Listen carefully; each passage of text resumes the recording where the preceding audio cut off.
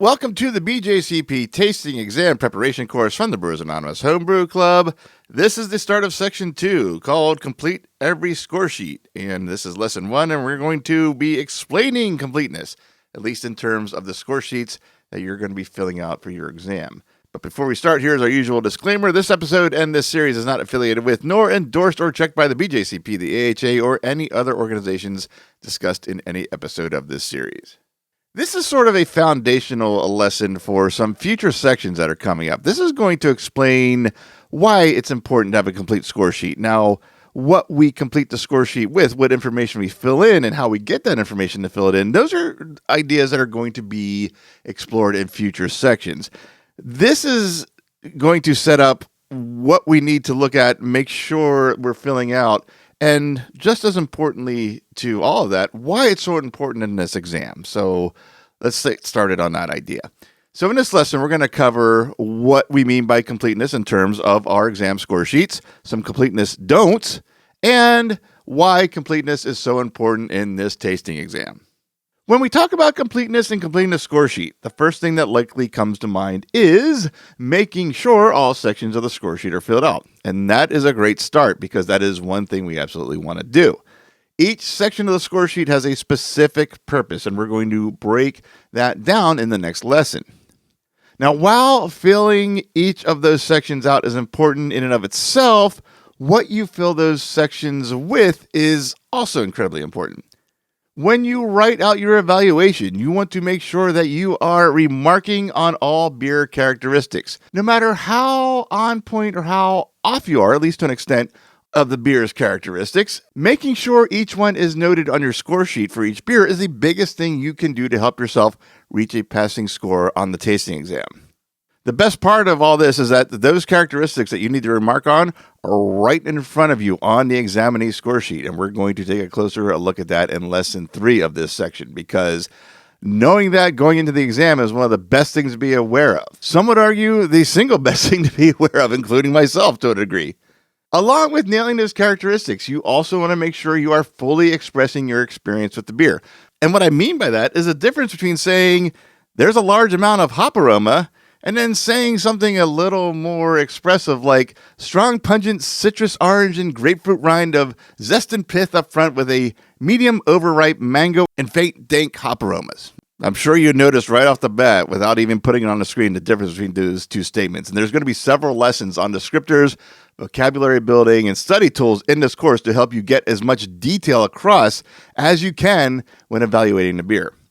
We'll also need to provide constructive feedback for improvement of the beer best we can in both process suggestions or recipe suggestions, or in many cases, both. Now, while experience is probably the best teacher in this aspect, it's not the only teacher. We have a section and lessons on off flavors coming up in this course on what to suggest to prevent them, as well as some lessons on what brings specific characteristics to beer styles and when to suggest them in your feedback. So more on that coming up in the course. Now, we just did a quick rundown of what you'll want to do to fill in the score sheets. Along with that, there are some don'ts, some things you don't want to put in your score sheet because it's not going to do you any good in the exam. Don't waste space with unnecessary information. When judging a homebrew competition, it's not uncommon to add some notes directed to the brewer that's going to be reading these score sheets. That's not the case here.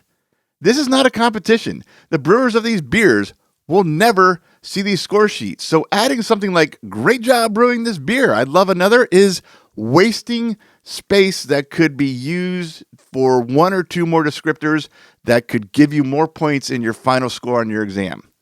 Also, don't add commentary. This doesn't happen as often in the comments to brewers, but it has happened. Nearly every time that I enter an old ale, there's a comment somewhere along the line to the effect of, you don't see many old ales anymore.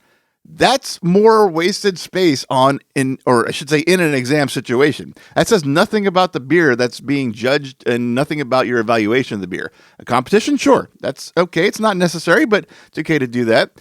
And it's much easier to do it when they're a digital score sheet, because typing in with almost unlimited space is easier than the limited space you have on a score sheet. Don't do it in the exam. Leave all those kinds of things out because, again, you're just taking up space where you could add one or two more descriptors that gain you a couple more very much needed points to improve your score. So what's the big deal? Why is there such an emphasis on completeness in this course, and why is there an entire lesson dedicated to it? That answer is very simple. There are 100 points to be had on every score sheet. 20 of those points are for completeness. Without getting into an even bigger subject of grading score sheets, I will share what that 100-point breakdown is. Scoring accuracy. This is how well your score lines up with these scores set by the exam proctors. When you're above or below that score, some of those 20 points get deducted. You're basically starting with 20, and now you're losing points based on how close you are, or how off you are, I guess, in a sense as well, whichever way you want to look at that. This is about the only grading criteria that is out of your direct control. There's no secret strategy to figure out what the proctors are going to score a beer. Your best approach is to just do your best, and that goes for the rest of the exam as well. The next grading criteria is perception. Did you catch the same flaws as the proctors and other examinees? And is there a correlation between the characteristics of the beer you described that line up with the proctors and the examinees' observations as well?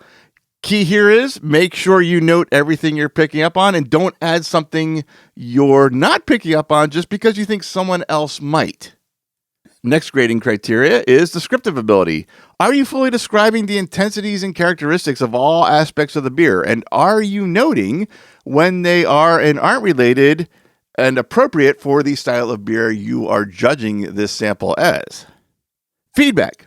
If a beer doesn't score 50 out of 50, there's a reason. And what is that, and how do you fix it? Be a process flaw or a recipe adjustment, or often a combination of both, is what you need to explain on your score sheet. And then finally, completeness communication. Here is the exact wording on that criteria from the BJCP website.